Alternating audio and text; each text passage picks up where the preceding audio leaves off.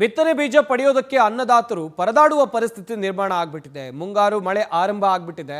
ಬಿತ್ತನೆ ಬೀಜ ಖರೀದಿಗೆ ಒತ್ತಾಟ. ಇದು ಅನ್ನದಾತರ ಪರಿಸ್ಥಿತಿ. ಬಿತ್ತನೆ ಬೀಜ ಪಡೆಯೋದಕ್ಕೆ ಅನ್ನದಾತರು ಅಲ್ಲಿ ನೂಕುನುಗ್ಗಲು ಉಂಟಾಗ್ಬಿಟ್ಟಿದೆ. ಒಂದ್ ಕಡೆಯಲ್ಲಿ ಮಳೆ ಶುರು ಆಗ್ಬಿಟ್ಟಿದೆ, ಇನ್ನೊಂದು ಕಡೆಯಲ್ಲಿ ಬಿತ್ತನೆ ಬೀಜ ಖರೀದಿ ಮಾಡಬೇಕು.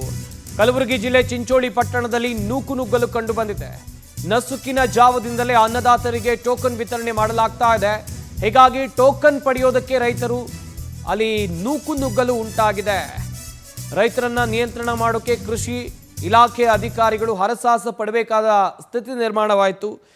ನೋಡ್ತಾ ಇರಬಹುದು ಯಾವ ರೀತಿಯಾಗಿ ನೂಕುನುಗ್ಗಲು ಉಂಟಾಯಿತು ಅಂತೇಳಿ. ಟೋಕನ್ ಪಡೆಯೋದಕ್ಕೆ ಸರತಿ ಸಾಲಲ್ಲಿ ನಿಲ್ಬೇಕಿತ್ತು, ಆದರೆ ಒಮ್ಮೆಲೆ ಟೋಕನ್ ಕೊಡ್ತೀವಿ ಅಂತ ಹೇಳ್ತಾ ಇದ್ದಂತೆ ಕಾಯ್ತಾ ಇದ್ದ ರೈತರು ಎದ್ನೋ ಬಿದ್ನೋ ಅಂತ ಓಡಿದ್ರು. ಸ್ಥಳದಲ್ಲಿ ಕೆಲ ಕಾಲ ಬಿಗುವಿನ ಪರಿಸ್ಥಿತಿ ಕೂಡ ನಿರ್ಮಾಣ ಆಯಿತು.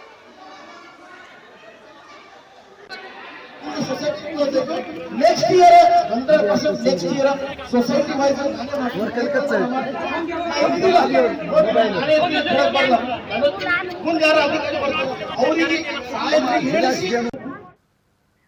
ಬಿತ್ತನೆ ಬೀಜ ಪಡೆಯೋದಕ್ಕೆ ಅನ್ನದಾತರು ಪರದಾಡುವ ಪರಿಸ್ಥಿತಿ ನಿರ್ಮಾಣ ಆಗ್ಬಿಟ್ಟಿದೆ. ಮುಂಗಾರು ಮಳೆ ಆರಂಭ ಆಗ್ಬಿಟ್ಟಿದೆ.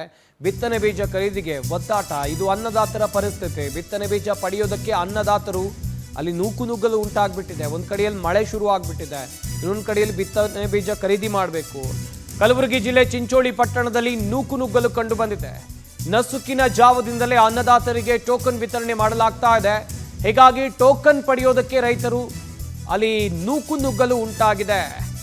ರೈತರನ್ನ ನಿಯಂತ್ರಣ ಮಾಡೋಕೆ ಕೃಷಿ ಇಲಾಖೆ ಅಧಿಕಾರಿಗಳು ಹರಸಾಹಸ ಪಡಬೇಕಾದ ಸ್ಥಿತಿ ನಿರ್ಮಾಣವಾಯಿತು.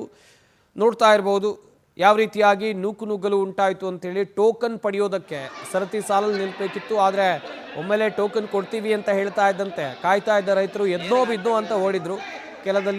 ಸ್ಥಳದಲ್ಲಿ ಕೆಲ ಕಾಲ ಬಿಗುವಿನ ಪರಿಸ್ಥಿತಿ ಕೂಡ ನಿರ್ಮಾಣ ಆಯಿತು.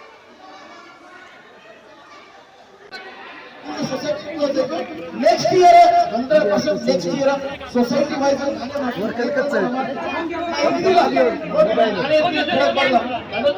ಮುಂದೆ ಯಾರು ಅದಕ್ಕೆ ಬರ್ತಾರೆ ಅವರಿಗೆ